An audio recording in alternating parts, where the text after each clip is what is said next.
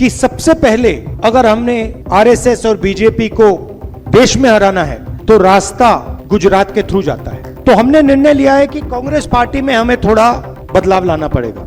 Message देना चाहते हैं कि गुजरात हमारे लिए सबसे जरूरी प्रदेश है। आपको सबसे ज्यादा सहना पड़ता है। आप धमकियां खाते हो, लाठी खाते हो, गाली खाते हो, मगर आप कांग्रेस पार्टी का झंडा नहीं छोड़ते हो।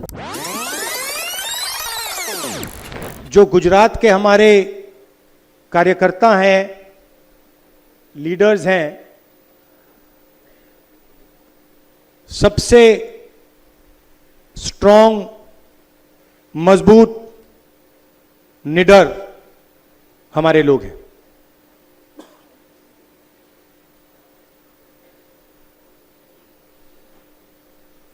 देश में क्या हो रहा है आपको मालूम है।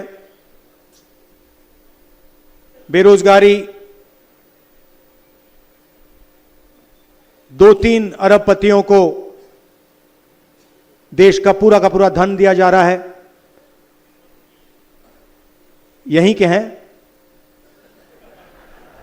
आपने ही भेजे हैं अदानी और अंबानी। उनके लिए सब कुछ अवेलेबल है, जो भी उनको चाहिए। एयरपोर्ट, मुंबई का एयरपोर्ट किसी और के हाथ में है, अदानी जी को चाहिए, सीबीआई केस लगता है, झटक से चमकता हुआ बोर्ड अदानी एंटरप्राइजेज लग जाता है वहां पे। पोर्ट्स, शुरुआत यहीं से हुई थी। एयरपोर्ट, सीमेंट, इंफ्रास्ट्रक्चर, सारा का सारा डिफेंस, सारा का सारा इनके हाथ में जा रहा है।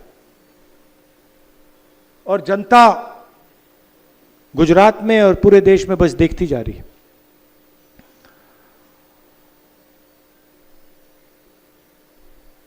हम कुछ महीनों से इंटरनली खारगे जी और हमारी जो दिल्ली में सीनियर लीडरशिप है, हमारा डिस्कशन हो रहा है कि कांग्रेस पार्टी को हम मजबूत कैसे करें। क्योंकि सच में ये जो लड़ाई चल रही है, ये राजनीतिक लड़ाई तो है, मगर ये विचारधारा की लड़ाई भी है। और विचारधारा की सिर्फ 2 पार्टियां हैं हिंदुस्तान में, एक बीजेपी और आरएसएस और दूसरी कांग्रेस पार्टी। तो लड़ाई इन दोनों के बीच में है और पूरा देश जानता है, समझता है कि कांग्रेस पार्टी ही आरएसएस और बीजेपी को हरा सकती है। और इसमें मैं एक और चीज जोड़ना चाहता हूं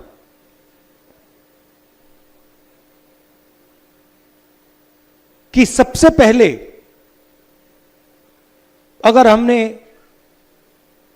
आरएसएस और बीजेपी को देश में हराना है तो रास्ता गुजरात के थ्रू जाता है। हमें पहले यहां पर जो हमारी ओरिजिनल फाउंडेशन थी, हमारी पार्टी भी, अगर आप सोचें, हमारी पार्टी भी गुजरात से ही शुरू हुई थी। हमारे सबसे बड़े जो नेता थे महात्मा गांधी, वो आपने हमें दिए थे, और सरदार पटेल जी भी आपने हमें दिए। तो हमारी विचारधारा भी, हमारी पार्टी भी यहीं से शुरू हुई है। मगर काफी सालों से हम डिमोरलाइज से हैं। गुजरात में डिमोरलाइजेशन है नहीं है ना? थोड़ा लग रहा है कि भाई ये बड़ा मुश्किल काम है। तो मैं यहां आया हूं आपको बताने कि ये कोई मुश्किल काम नहीं है, ये आप लोगों के लिए आसान काम है। और आप देख लेना, हम ये काम गुजरात में पूरा करके छोड़ेंगे।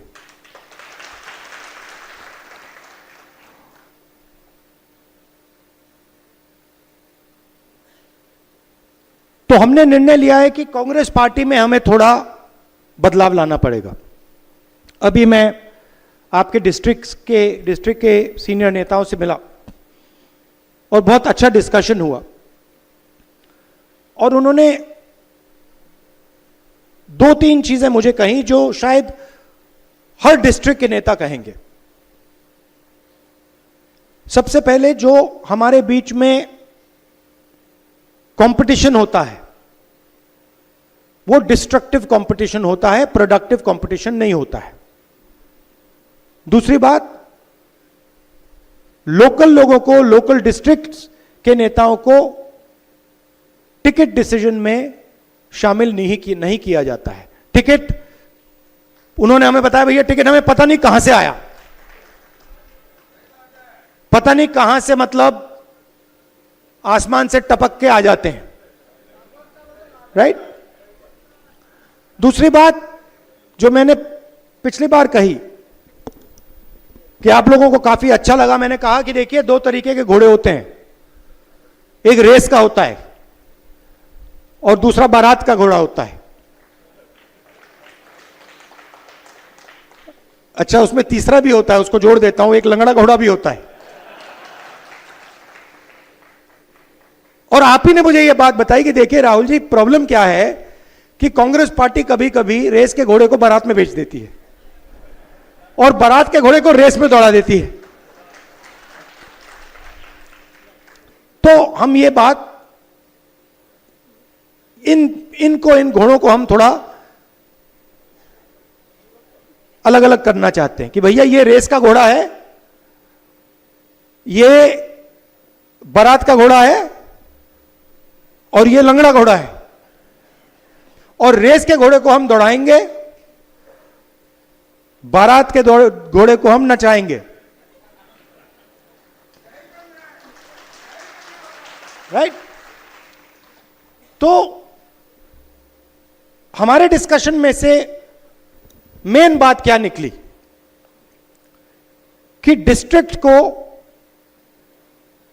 अहमदाबाद से नहीं, डिस्ट्रिक्ट को डिस्ट्रिक्ट से चलाना चाहिए, और डिस्ट्रिक्ट के जो नेता हैं, डिस्ट्रिक्ट के जो लीडर्स हैं, उनको स्ट्रेंथ देनी चाहिए, और खास तौर से जो डिस्ट्रिक्ट प्रेसिडेंट है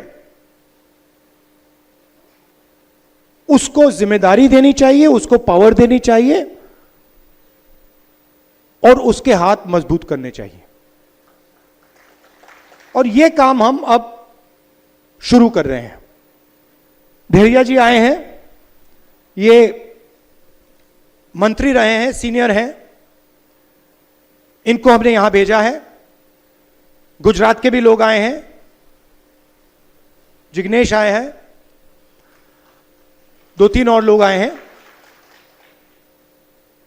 ये आपसे बातचीत करके हमारे को 5-6 नाम देंगे जिनमें से आपका डिस्ट्रिक्ट प्रेसिडेंट चुना जाएगा। डिस्ट्रिक्ट प्रेसिडेंट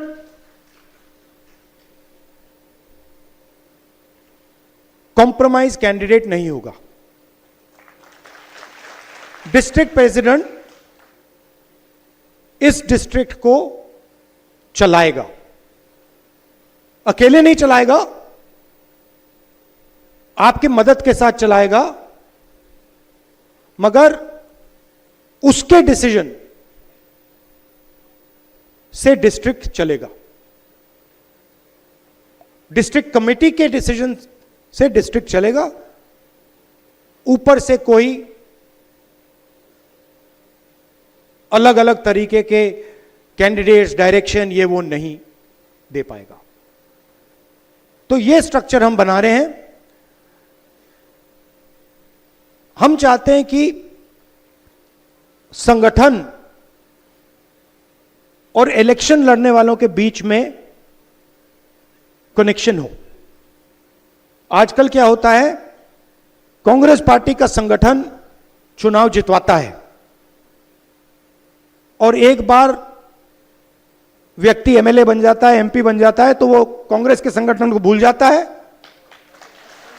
और कहता है भैया तुम जानो, तुम्हारा काम जाने, मैं जा रहा हूं। तो अब हम संगठन के माध्यम से लोगों को चुनेंगे, संगठन डिसाइड करेगा कि चुनाव कौन लड़ेगा कौन नहीं लड़ेगा, कोई एक व्यक्ति ऊपर से नहीं डिसाइड करेगा। यह हमारा गुजरात में पायलट प्रोजेक्ट है। गुजरात में हम इसको टेस्ट कर रहे हैं क्योंकि हम मैसेज देना चाहते हैं कि गुजरात हमारे लिए सबसे जरूरी प्रदेश है और हमारी लड़ाई विचारधारा की है और वो लड़ाई गुजरात में हम लड़ेंगे और जीतेंगे। एक बात बहुत अच्छी इसी मीटिंग में मुझे कही कि अलग अलग सीनियर नेता आते हैं। किसी ने कहा जब अहमदाबाद से सीनियर नेता आते हैं तो जादू से हर डिस्ट्रिक्ट में लोग 2-3 दिन के लिए आ जाते हैं, बाहर आ जाते हैं और सीनियर नेता चला जाता है, वो गायब हो जाते हैं। मगर इनके पास सचमुच में कोई पकड़ नहीं होती कि सीनियर नेता बने घूम रहे हैं मगर बूथ नहीं जिता पाते हैं। तो हम उन लोगों को स्ट्रेंथ देना चाहते हैं जिनकी पकड़ बूथ से है, जो लोकल हैं, जो जनता की जो समस्याएं हैं, जनता की जो इश्यूज हैं, जो उनको उठाते हैं, उनको हम आगे बढ़ाना चाहते हैं, उनको हम पावर देना चाहते हैं। यह मैं आपसे कहने आया हूं। आपके साथ डिस्कशन होगा, आपकी राय ली जाएगी, आपकी ओपिनियन ली जाएगी और उस बेसिस पे हम निर्णय लेंगे। आप यहां गुजरात में कांग्रेस पार्टी के लिए लड़ते हो, मैं समझता हूं कि यह आसान काम नहीं है। शायद पूरे देश में आपको सबसे ज्यादा सहना पड़ता है। आप धमकियां खाते हो, लाठी खाते हो, गाली खाते हो, मगर आप कांग्रेस पार्टी का झंडा नहीं छोड़ते हो। तो मैं आपका दिल से धन्यवाद कहना चाहता हूं और मैं आपको बताना चाहता हूं कि जहां भी मेरी जरूरत होगी, गुजरात के कोने कोने में जहां भी आप मुझे बुलाओगे, मैं हाजिर हो जाऊंगा।